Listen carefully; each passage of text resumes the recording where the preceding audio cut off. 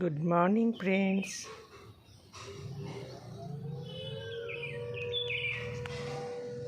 দেখুন আমার পদ্ম ফুল গাছে আবার কুড়ি এসেছে। ভেবেছিলাম গাছ বোধহয় ডরমেসিতে চলে গেছে, তো আর বোধহয় কুড়ি আসবে না।